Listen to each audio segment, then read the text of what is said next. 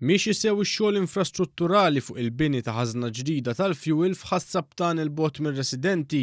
Dan il-proġett b'investiment ta' 70 miljun euro jilħaq l-istandards Ewropej u se jwassal għal eluq tal-ħażna u d-distribuzzjoni tal-fuel li għal diversi snin saru mill-impjant tal-31 ta' Marzu fil-qalba tar-residenti ta' Birzebbuġa. Ix-xogħol jinkludu wkoll il-manutenzjoni u r-rinnovar tal-impjant eżistenti li għandha l-kumpanija Enemet f'Ħassabtan. Waqt żjara fuq il-lant tax-xogħol mill-Ministru għall-Enerġija Joe Mizzi, iċ-Chairman Eżekuttiv tal-kumpanija Enemet Kevin Kirkhope spjega li l-impjant il-ġdid qed isir b'teknoloġija li pajjiżna s'issa qatt ma ra bħalha. Qal li l-impjant il-ġdid se jkun ħafna iżgħar minn dak f'Birzebbuġa. L-impjant li hemm Birzebbuġa juża 38 tonna ta' art. Hawnhekk ħanużaw 6 tomniet. Wara minn hekk it-teknoloġija li hemm Birzebbuġa għalkemm tilħaq l-istandards, però huma sistemi mhumiex awtomatiċi, huma sistemi mekkaniċi fejn hemm bżonn l-intervent tal-ħaddiema.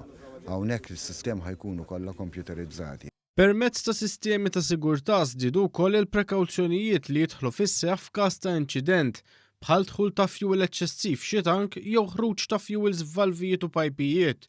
Permezz ta' sistema apposta l-ħaddiema wkoll se jkunu mħarsa f'każ ta' inċident minn tħaħen tossiċi li joħorġu mill-fuels.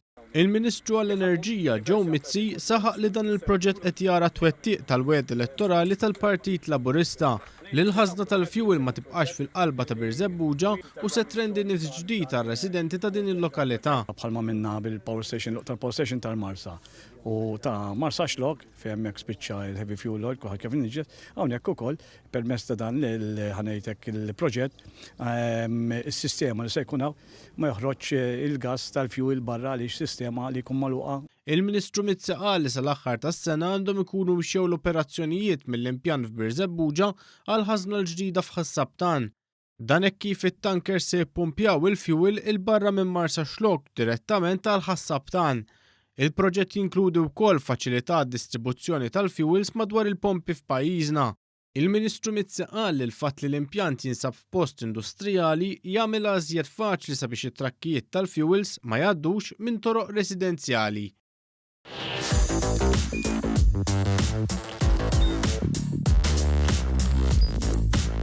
Idħol fuq one.com.mt u hemmhekk tista' tara l-programmi kollha li jxandru fuq One permezz ta' One Play.